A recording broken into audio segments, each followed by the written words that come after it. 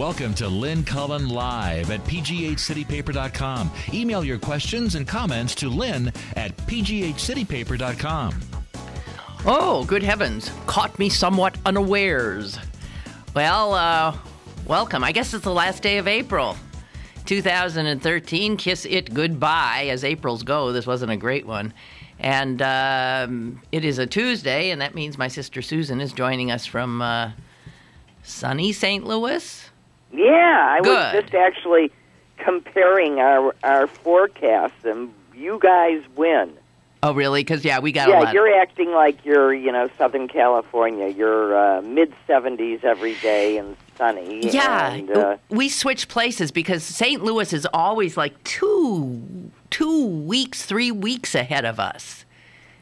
And your flowers and stuff are you're about right where we are, right?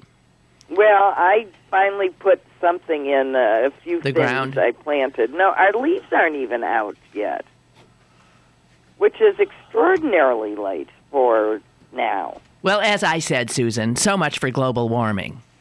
And guess what? We get 2 nice days, and then we're back into the 50s. Yeah, see, that is what's been going on, but for some reason we're going to duck it this week. I think we're in for a good... You get 70s all week, so enjoy it. We shall.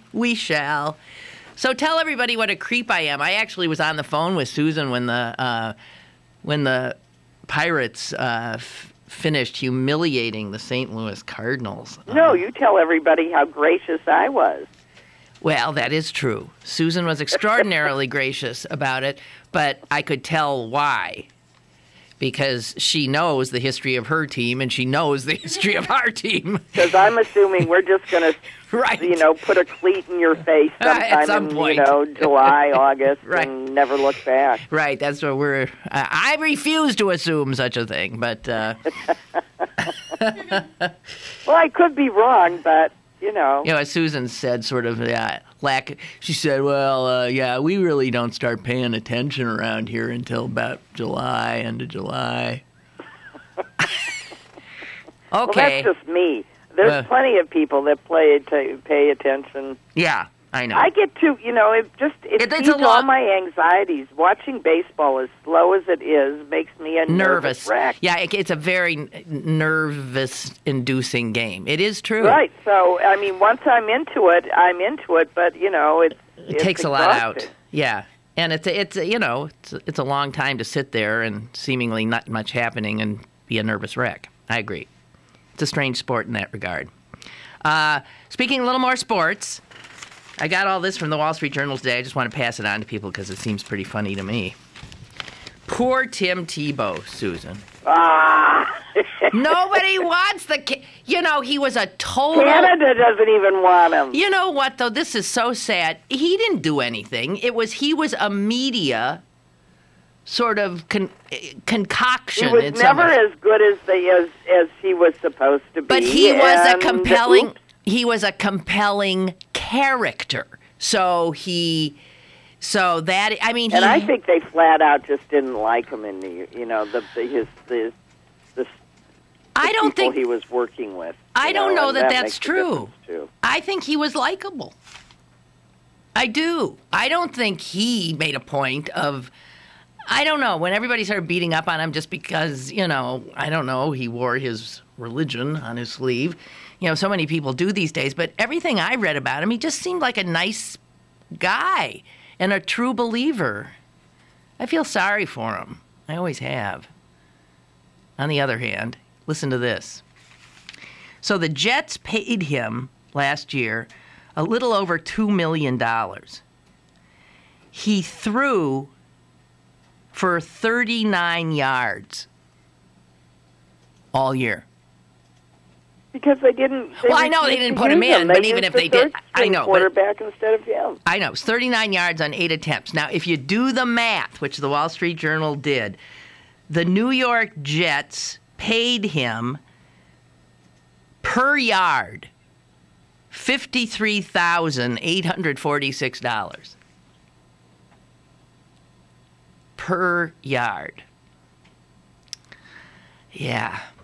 Now, I don't know what they paid our guy, but they broke down some of the others. And the next nearest person is San Diego quarterback Phillip Rivers, who got paid $4,242 a yard.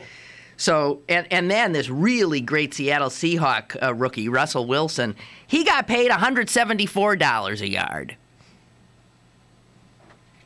To Tebow's $53,846. Well, listen, I just hope Jesus has told Tebow what a good financial analyst, can do for him, and I hope he hangs on to his money. Yeah, I feel sorry. I feel sorry for him too. I mean, it's like he was swarmed, and then everybody walked away. Well, he was a lightning rod because. But he was also, I mean, his skills were, in question, and yet the sort of storyline with him was always so gratifying. They'd put him in and he'd save a game, and right. he'd do a Tebow and say a prayer, and things turn around. Yeah, I don't know. People bought into this nonsense, including the New York Jets, idiots. So there's one other thing from the sports page of the Wall Street Journal, which I don't normally think of as a great sports paper, but heading into the NHL playoffs, which I know you don't care about because you essentially don't have a hockey team in St. Louis. Jeez, you are just such a pleasant person to share teams with. Anyway, they came up with a really silly thing. They said, match each of the teams with the actor whose career arc and quality most closely matches the team. So if a team were to be an actor, who would be who? Well, the first one out of the gate, they have the Pittsburgh Penguins. And you know what actor they gave us? Ooh. Will Smith. What? That Jess says, what? Here's why. Smith has become everything Hollywood wants in its stars. A leading man who appeals to audiences of all ages and backgrounds and who generally makes movies worth seeing. And if there's a player and a team who have the same sort of crossover appeal, it's Sidney Crosby and the Penguins. Yay! Yay! There you go. Who are the Flyers? Okay, she wants to know who the Flyers are. Well, let me see. I don't know. Who are the Flyers? The Philadelphia team. Yeah, I know, but I'm looking for them on this thing. I can't find them. They have been... Oh, they're not... Oh, is this just the playoffs? No. Or Oh, it's just the play... Yeah, aren't they in the playoffs? No, I don't think they made it. And do you mean St. Louis made the playoffs? Yeah, we did at the last moment. Oh, my God. You did. Well, so Yes. guess what actor you have? John Goodman. You should be so lucky. Henry Cavill. Oh, he's cute. Who's that? See, Jess actually recognized the name. I don't have a clue. Okay, here's what it says. Henry Cavill scored his first major starring role in Superman in Man of Steel, and like this St. Louis team, he has a chance for greatness. There's just one problem with casting Cavill in the movie, though, and it's the same problem that the players on the Blues have. No one's ever heard of any of them.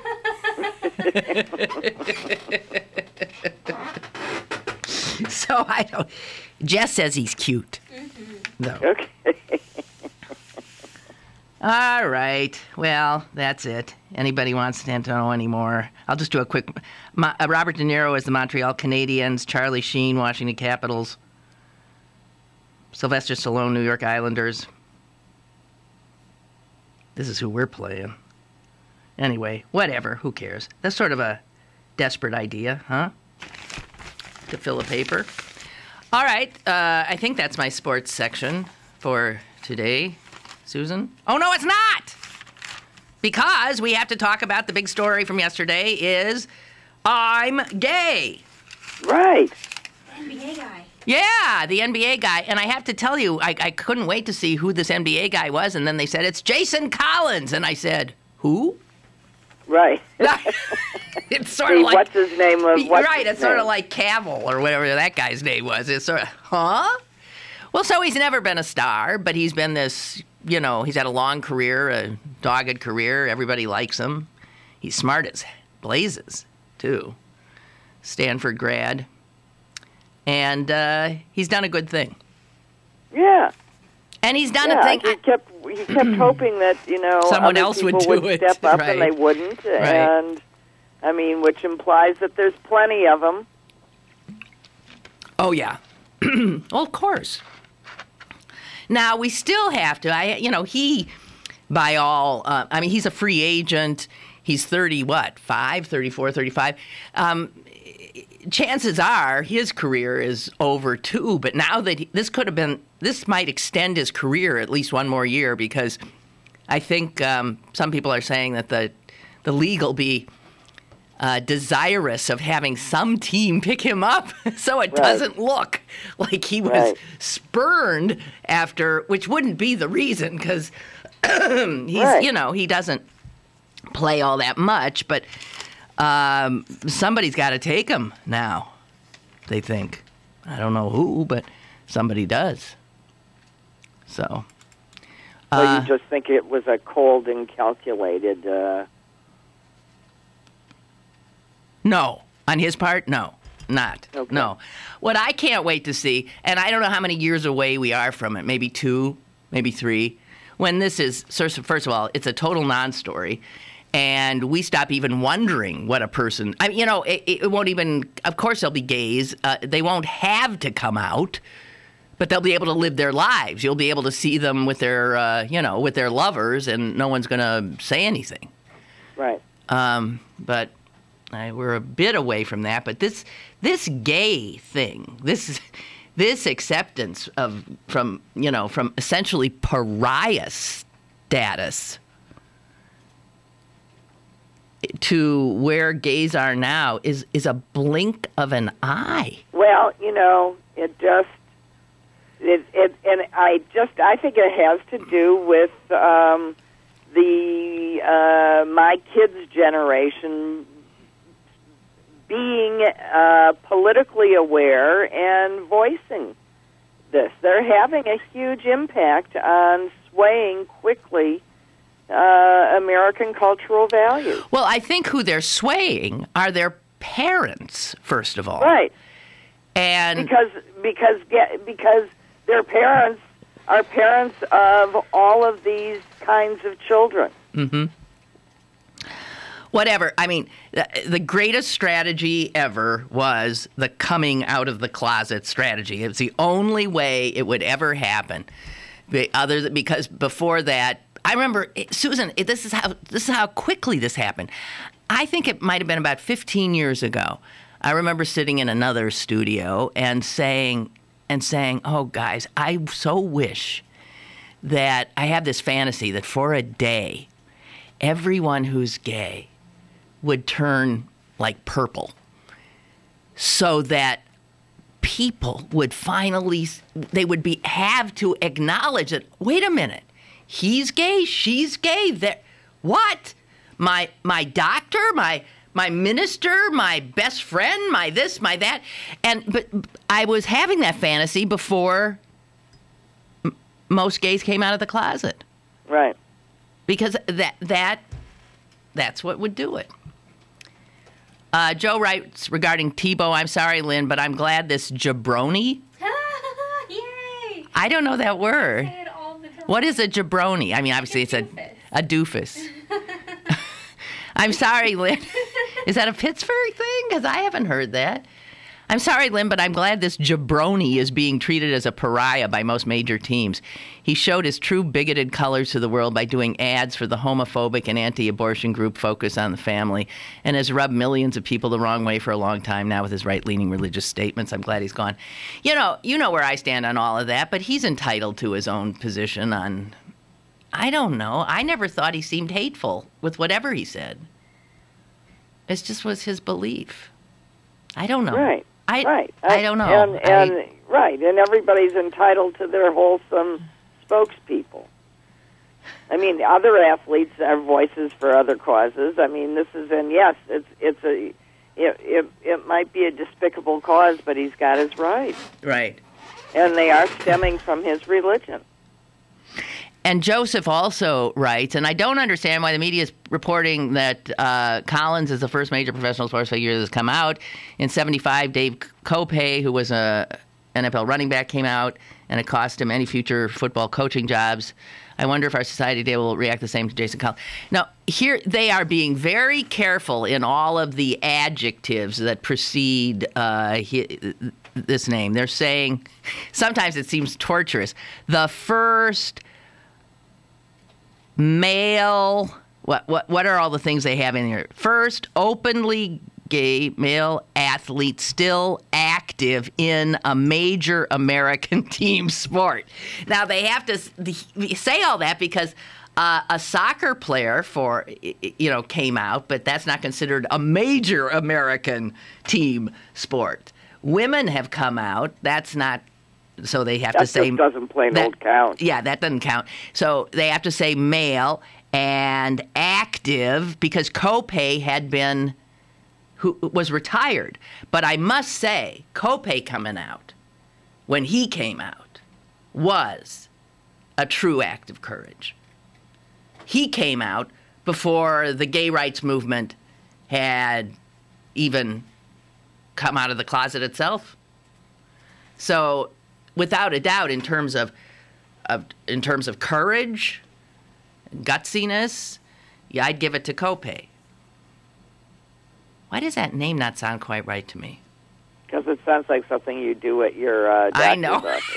I know. That's right, but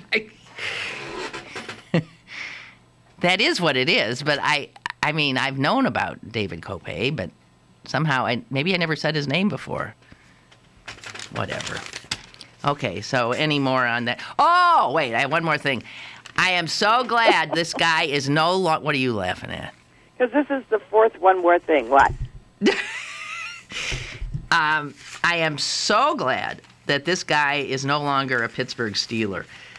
Oh, he decamped this summer, Mike Wallace, and was bought up for gazillions of dollars by the Miami Dolphins.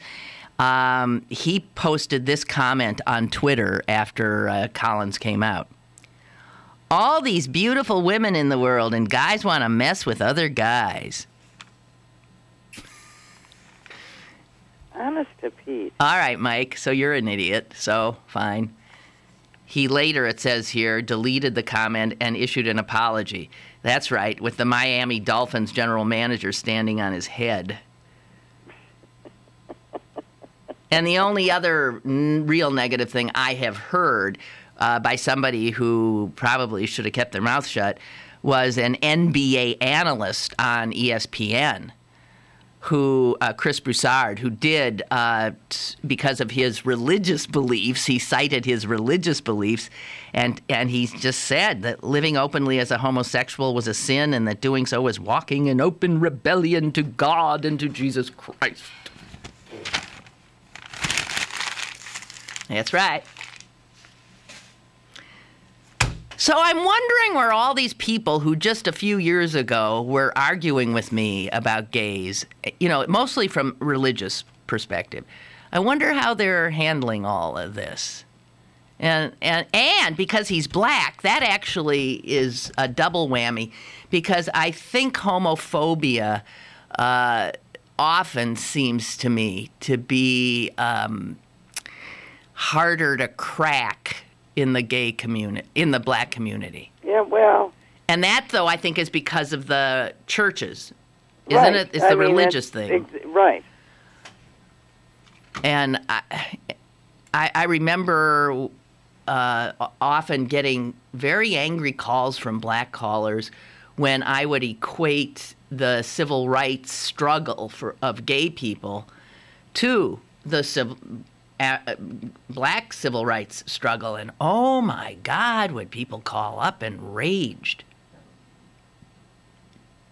They didn't see it. You know, if one persists in viewing, you know, the status as a choice as opposed to an is,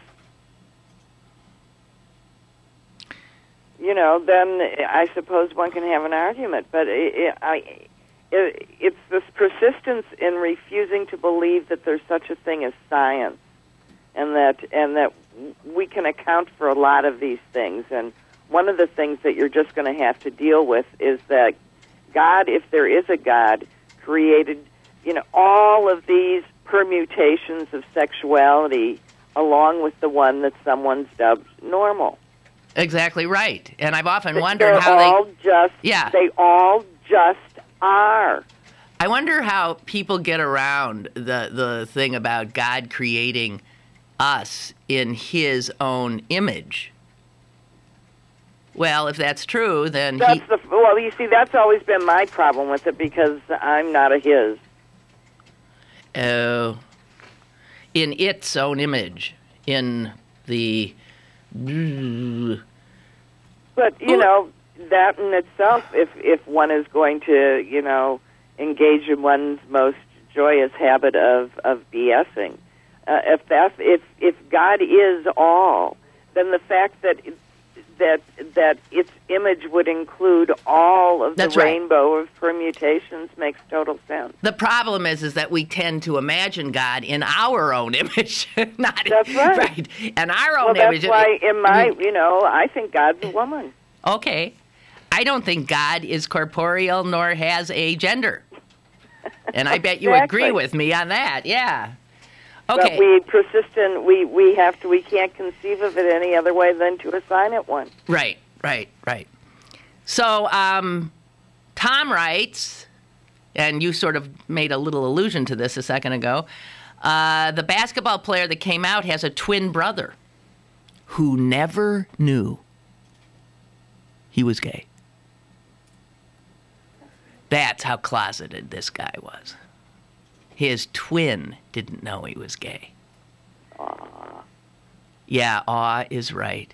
I mean, that's like walking around in a straitjacket your whole life. I mean, gosh, imagine being in your own home and not being able to be who you are. Can't conceive of it. So he's finally liberated himself, and I can't imagine.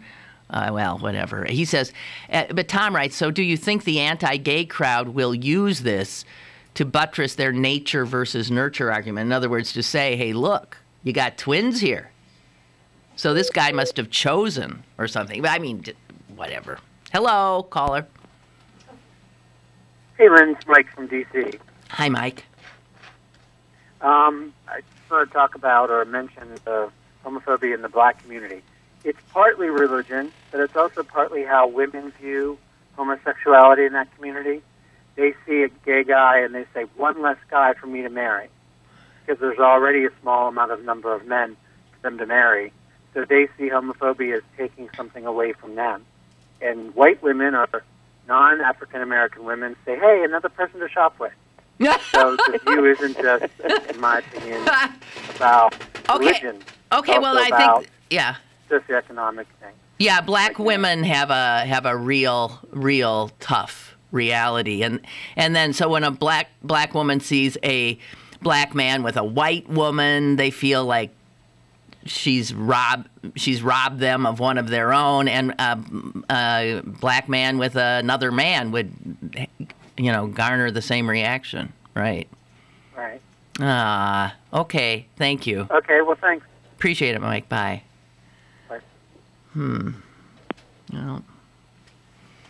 I would think that said black woman would rather know that she was marrying a man that was going to be faithful to her and not a closeted, gay guy that had to have a wife as a beard. You know, hey, there's real downsides, and there's a lot of that in the.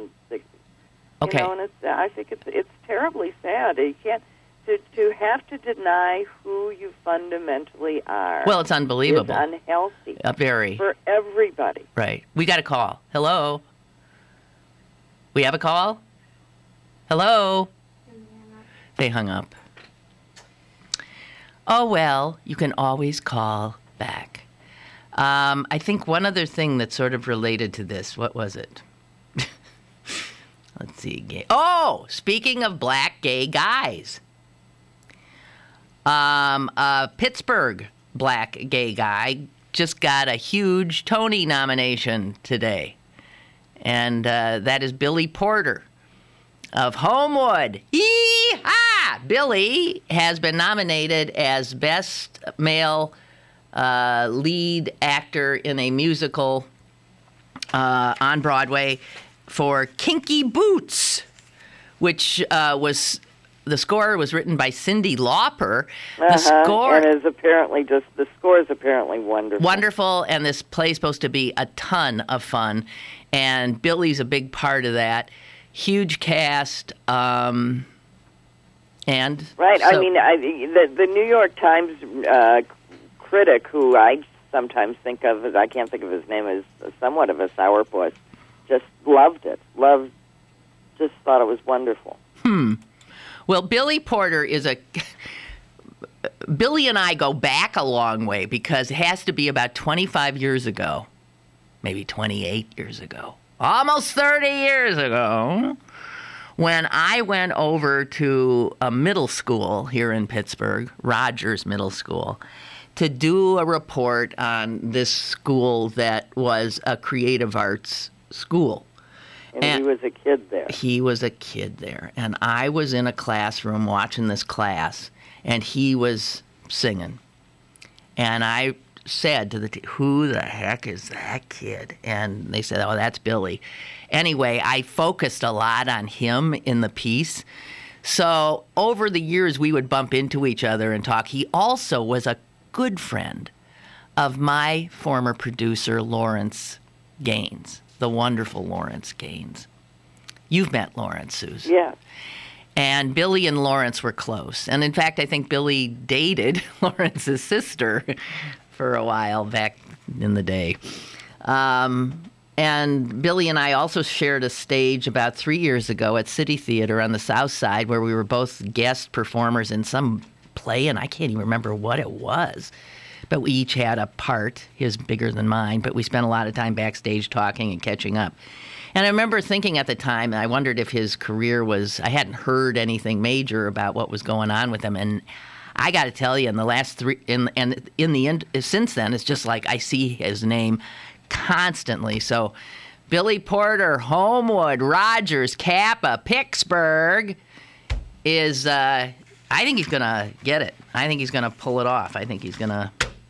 Well, and I'm sure everybody will get to see him perform at the Tony's ceremony. I'm sure there'll be a number from Kinky Boots, because it's nominated for everything.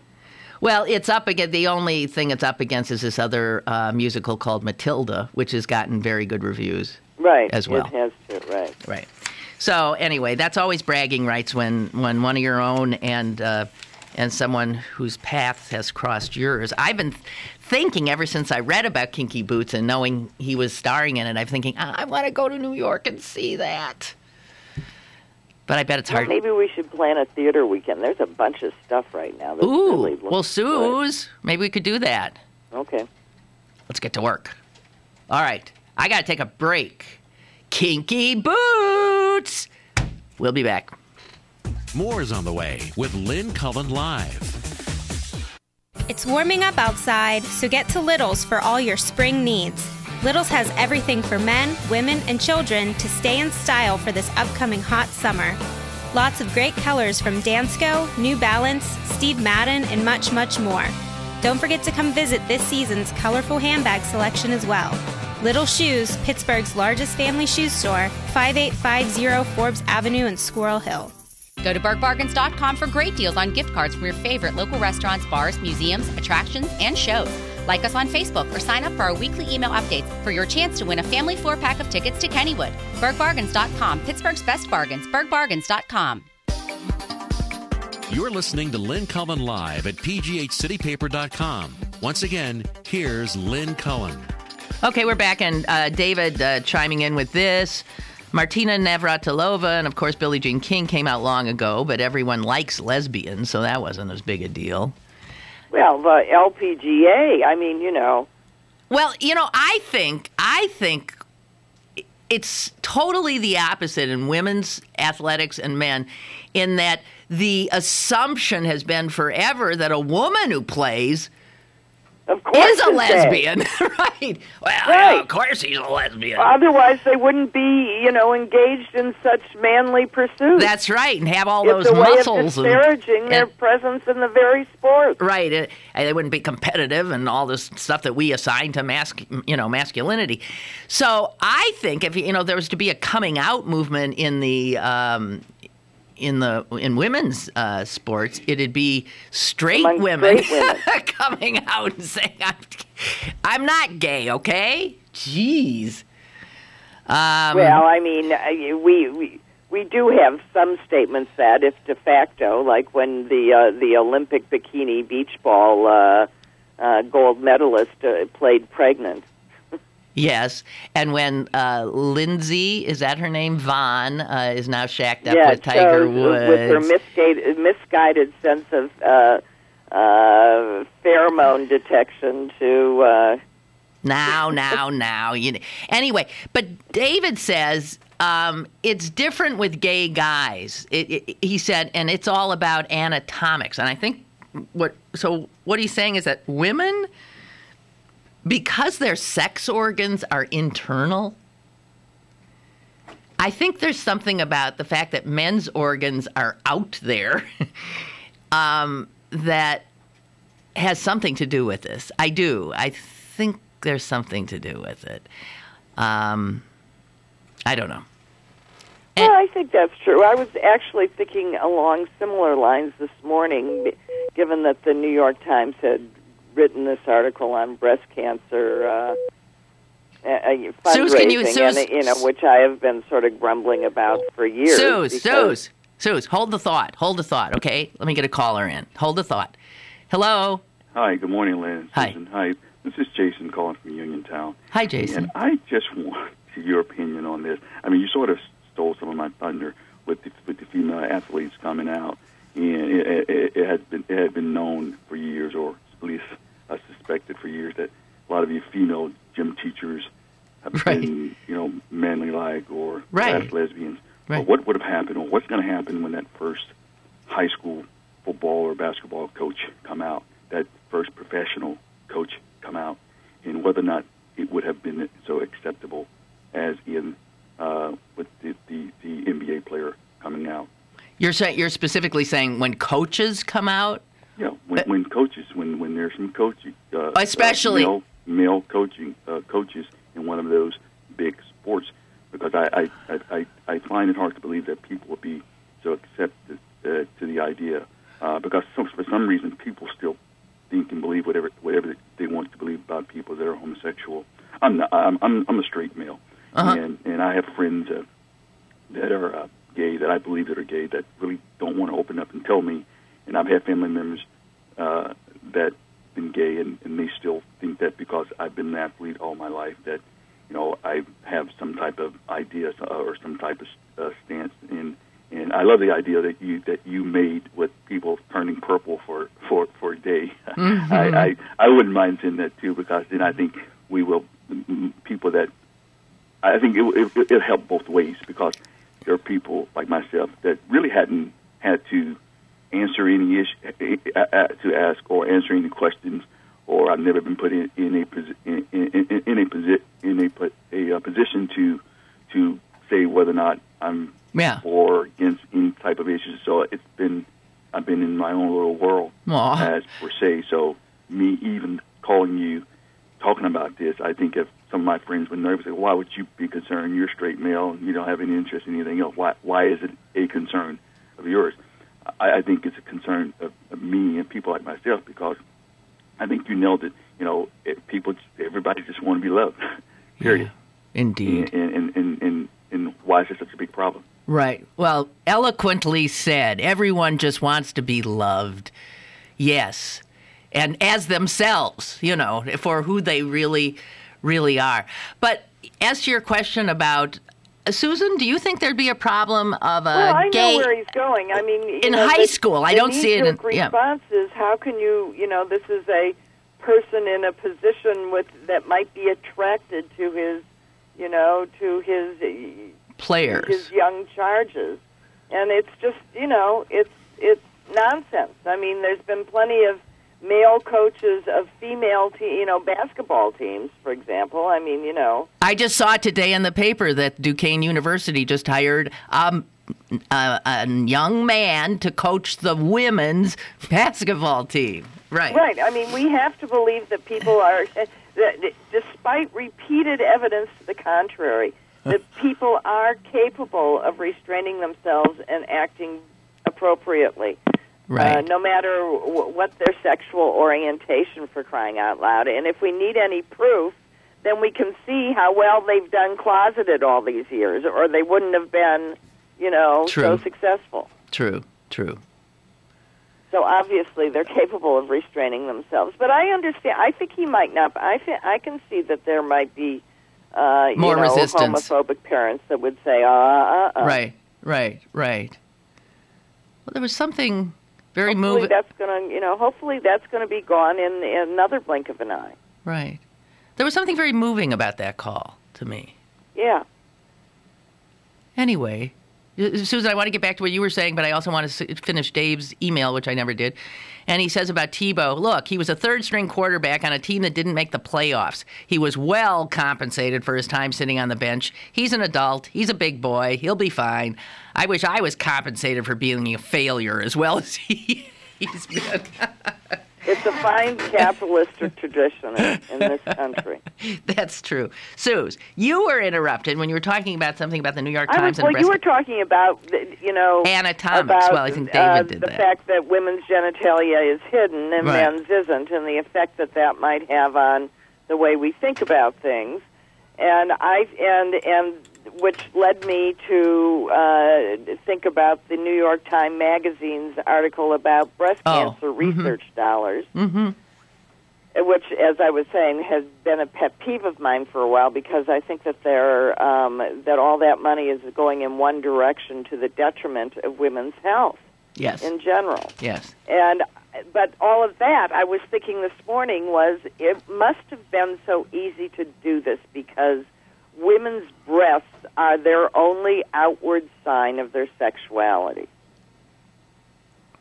Right. And it's the only thing I can think of. I mean, why isn't ovarian cancer, which is far more deadly, out there? Why aren't we, walking around with little ovary window, Well, you know what? I mean, we aren't. You know what? And David actually has responded with he says, what I meant is not to be graphic or anything, but everyone likes tits. He says, I mean, breasts are something that, we all relate to. Women like their breasts or don't, but men like their breasts. Breasts are something we can all rally round, right? Okay, well, they're using them to kill us, is my point. It's not good for us. Who's they are using them to kill us? Well, I'm just saying that we need to figure out a way in this country that, I mean, this is my far-ranging thoughts, that that drugs are not developed according to how much money a pharmaceutical company can make on it, but that research is done across a broad spectrum to cure disease, whether it's going to cure, whether ovarian cancer or pancreatic cancer or, lung, whatever. I mean, there should be research equally funded across the board. Otherwise, you simply sentence certain people to death because only 1,000 people a year get that, so who cares? Right, yes. I mean, if people don't think that there's natural, kinds of triaging that goes on, and it's made in corporate headquarters, that's crazy. I don't like this system of he with the best PR gets to dictate essentially our public, health dollars and how the research is done. Well, there's been a lot of, it seems to me, blowback about the breast cancer thing because of that, and how it is. It gets all the attention, it gets all the dollars, and then you're talking about like these what are called orphan drugs, and it's all sort of a complex, messed up in this complex, silly way that it's somehow, about money. It's about money. It's not a good way for what's best for the human for medicine in general. Right. It's not good because research grant dollars will be paid out in hopes of the biggest return, and that's how our futures will be decided. It's unsettling, frankly. Mm-hmm. David, by the way, also says, everyone likes boobs, and he said, but big dongs freak guys out. And then he says, it's because the animal in you feels, excuse the expression, cowed. Cowed? Yes, which is made feminine. Made feminine. Frightened by a female at that. Right, made feminine because then men start comparing. Oh my God! And I guess there's a fear. And I know in our brother's book about I was thinking the same thing. Disgust. He talks a lot about male fear of big dongs. Well, he was traumatized when he would go to swimming at the YMCA and all the They swam nude. Right. Right. Every little boy I know, every man I know who has a story like that. My husband tells that of the Missouri Athletic Club. It just freaks of seeing him out. Those big dogs and freaking out. Yeah. No, but I think Bill at eye level. Bill was most freaked out, though, by, I won't name names, he's long gone, a rather large old fellow who appeared not to have genitalia, but that was because his stomach was hanging over. Was hanging over it. Yeah, that really scared him. Well, you know what Dr. Oz says to every man who wishes they had a larger penis. What does he say? 10 pounds. He says lose 10 pounds? Lose 10 pounds because it'll uncover another inch. Oh, God. Gee whiz. Oh, honest to Pete. I swear to God, Oz speaks to all. Jeez. I think I'm going to take a break on that, Susan. We'll be back with God knows what after this. Stick around for more with Lynn Cullen Live after this. Give the gift of beauty and youth this Mother's Day. Join us Saturday, May 11th for a day of rejuvenation, skincare, and fun at the Sewickley Med Spa. Purchase one microdermabrasion and Mom gets a free microdermabrasion. Log on to SewickleyMedSpa.com or call 412-259-8628 for details. Sewickley Med Spa is conveniently located in downtown Sewickley at 435 Broad Street.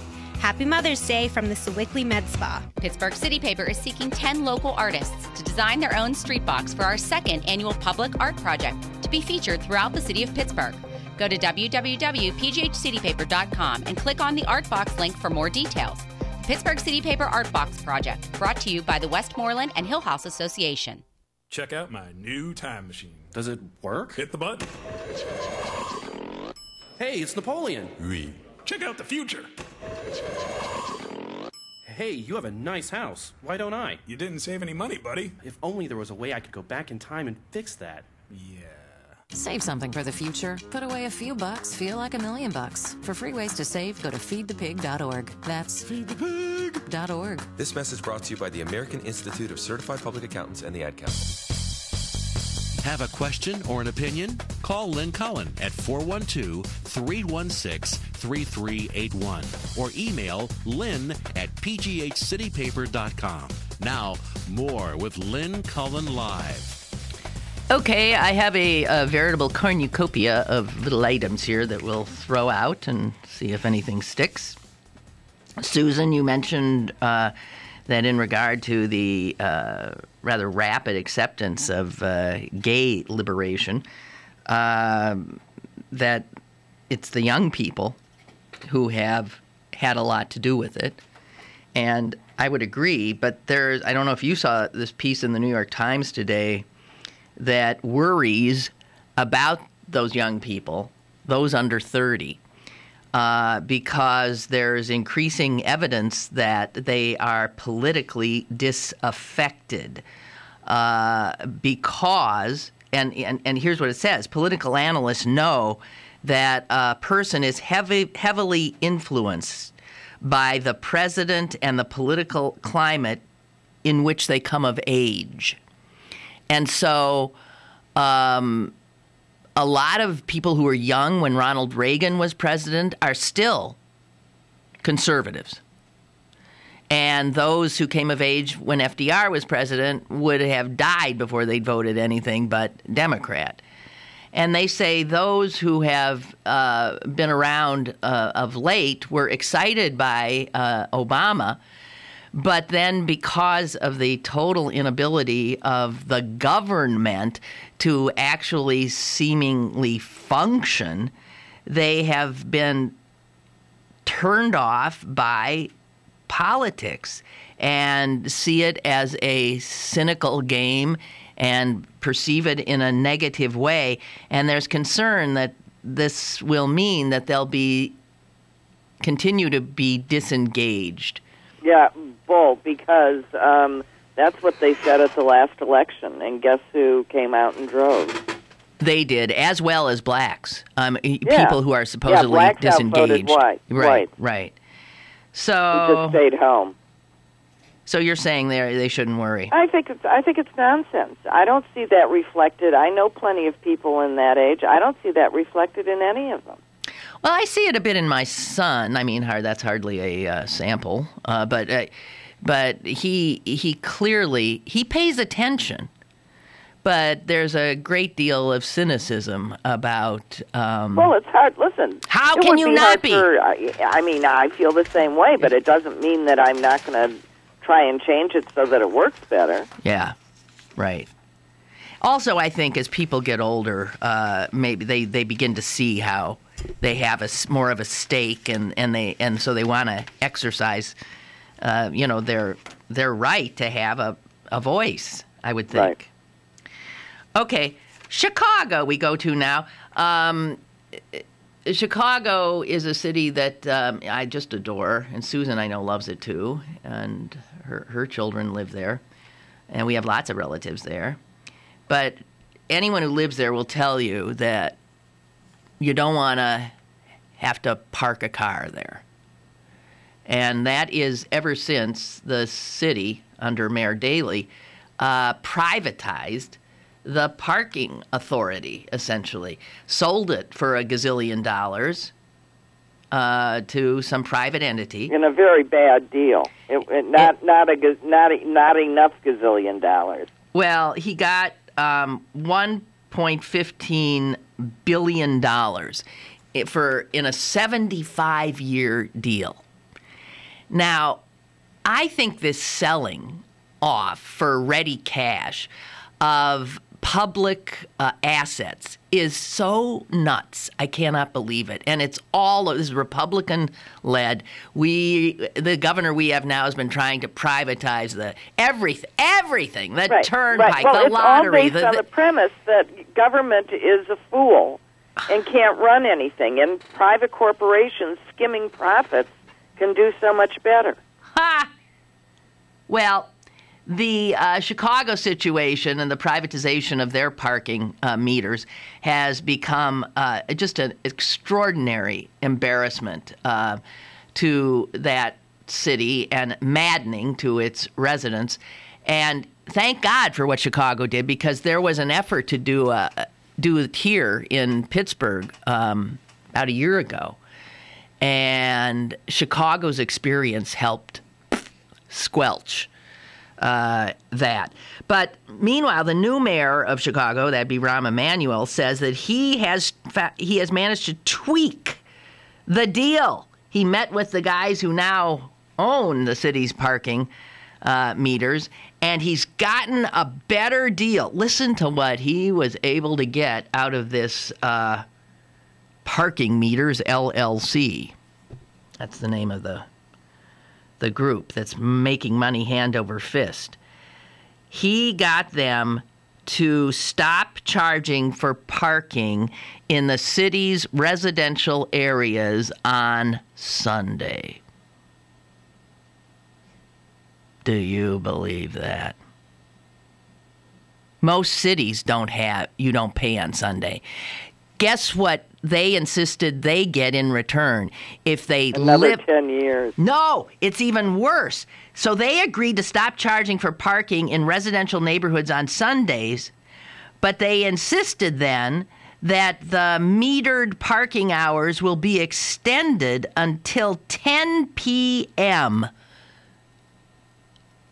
all other days of the week, all over the place, as well as extended 3 hours in the part of town that's the trendiest, the near north side, where you can't find a parking place anyway.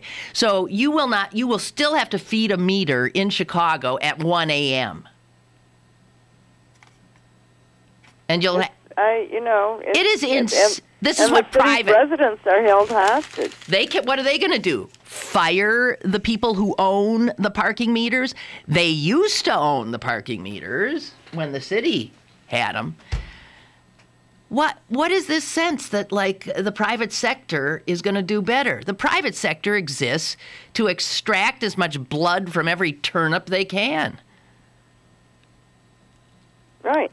I really feel sorry for it. I cannot even imagine what it's like to live there and have a car that you gotta park. Yeah, it's very difficult. Yeah, and I know. And then you compound that with the fact that different neighborhoods have responded by having basically passes that you can only park there if you have a sticker for that neighborhood. Yeah, yeah. Or they can't have cars. I mean, without paying $400 a month. I want to note the passing of the inventor of LSD. Susan. This is a guy named Albert Hoffmann of Basel, Switzerland. He lived a good 102 years. And he discovered LSD, and this, as so often happens, by accident, kind of. He was in his lab. He was a chemist. And it was 1943. And he was looking, he's dealing with something called lysergic acid compound 25. He inadvertently got a little bit of it on his finger, and his skin must have absorbed it because he noticed that there was a slight change in his perception for an hour or so. And he thought, that's interesting. So he decided he should look a little further into that, and 3 days later, on April 19th, 1943, the first acid trip occurred when Albert Hoffmann ingested 250 micrograms of LSD and then got on his bicycle and pedaled home.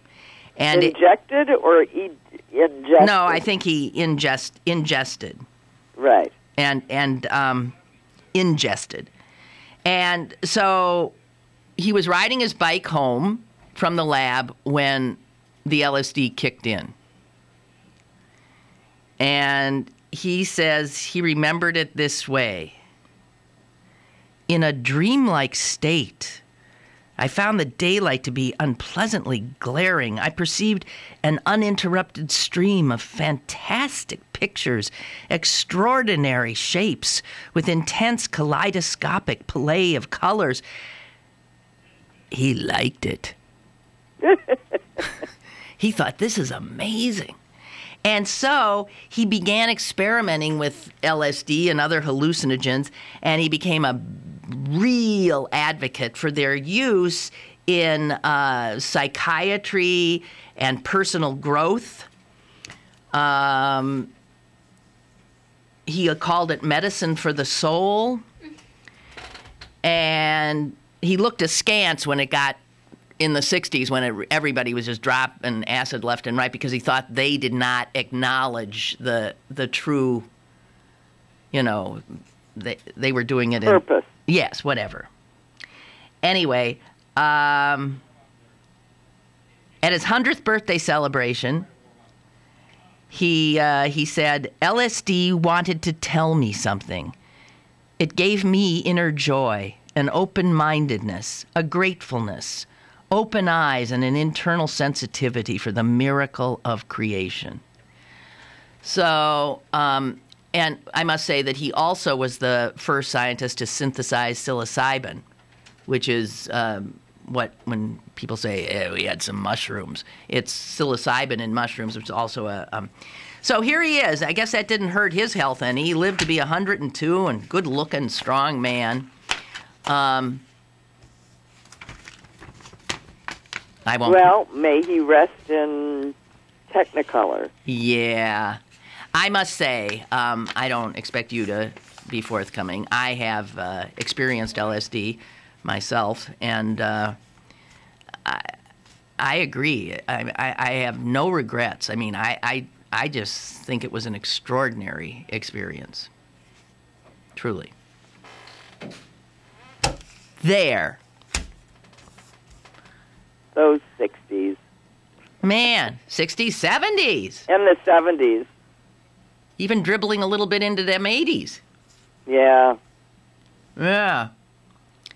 And I do think that there's something literally mind expanding about it. The change in your perception that occurs does, if you have an artistic temperament, I mean, there's no way. When you look at all that art that came out of the 60s, it's clearly art from people who have had acid.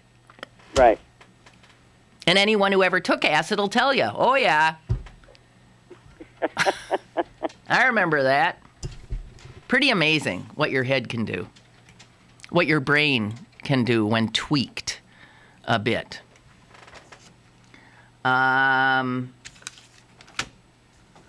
Actually, more like stimulated.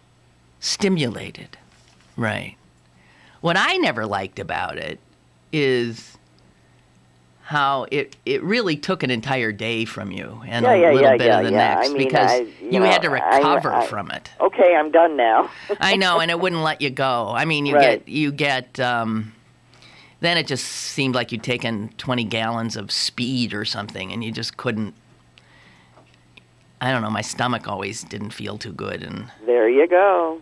Yeah, so there was that downside, definite downside, but the ability to see as well as hear music, all kinds of stuff. Unbelievable. To look at the blood running through your veins.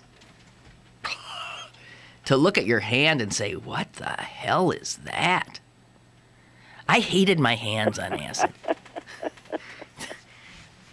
Ugh. And I see how some people couldn't handle it. I could see it was a powerful drug and how it was dangerous in that regard.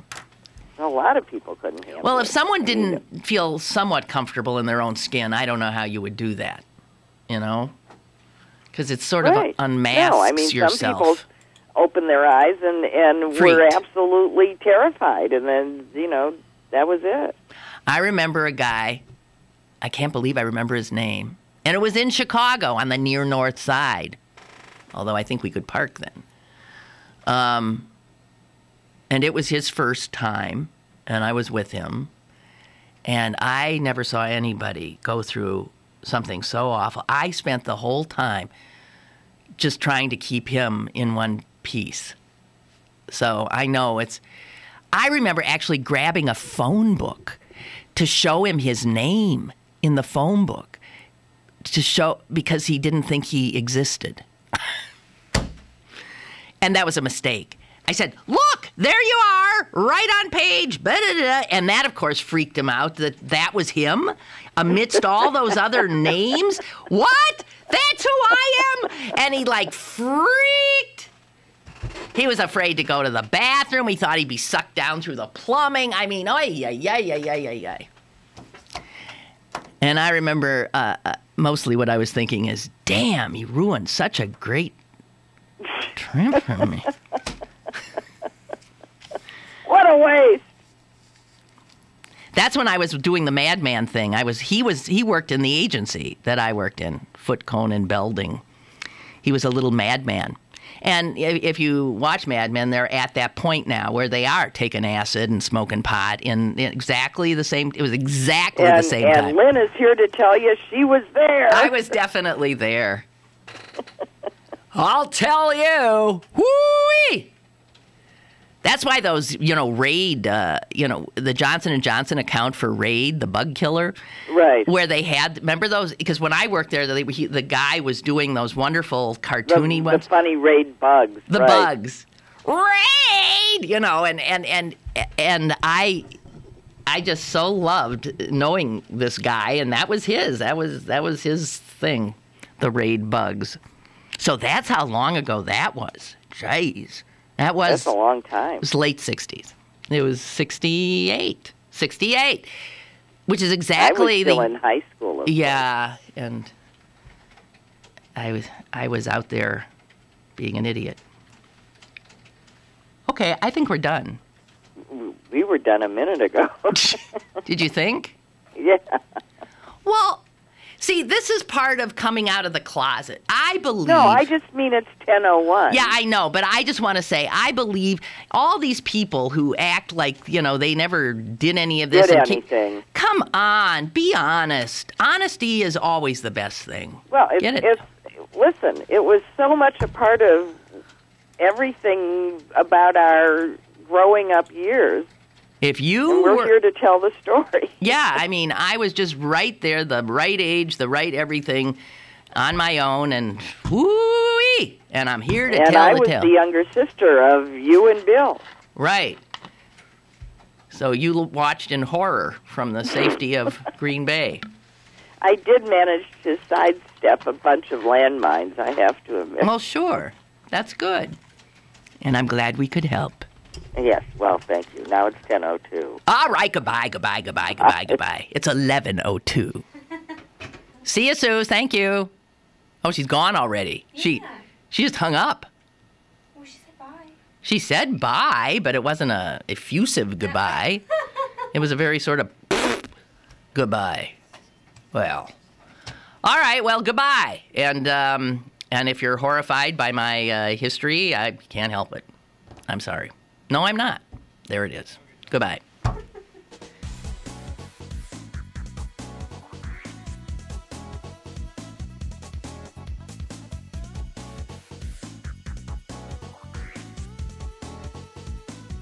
Lynn Cullen Live, Monday through Friday from 10 a.m. to 11 a.m. and archived at pghcitypaper.com. The opinions expressed on Lynn Cullen Live are those of the host and do not necessarily reflect the viewpoints of Pittsburgh City Paper, Steel City Media, and its advertisers.